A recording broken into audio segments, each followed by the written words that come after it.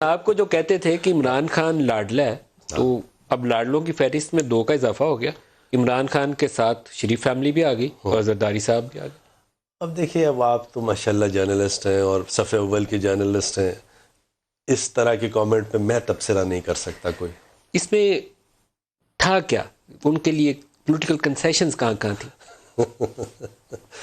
مجھے کسی قسم کے کسی پولیٹیکل کنسیشن کے بارے میں نہیں معلوم، نہ میرے خیال میں کوئی ہے. نیب کا دیکھیے، نیب آرڈیننس، نیب کا جو آرڈیننس آیا، پولیٹیکل کنسیشن، نیب کا جو آرڈیننس آیا ہے، وہ نیب کا آرڈیننس تو ان تمام چیزوں سے پہلے آیا ہے. کب آیا سر؟ نہیں، جب بھی آیا. ڈیٹ بتائیے گا. نہیں، مجھے ڈیٹ نہیں یاد، آف ہینڈ نہیں یاد، لیکن جو نیب کا جو 27 آرڈیننس، دسمبر کون سا نیب کا جو آرڈیننس آیا نا، تو اگر پولیٹیکل کنسیشن تھا، میجر پولیٹیکل کنسیشن، اگر میجر نہیں سپر میجر اگر تھا تو آرڈیننس کیوں کرتے؟ ان کے ساتھ بیٹھ کے لیجسلیشن کر لیتے.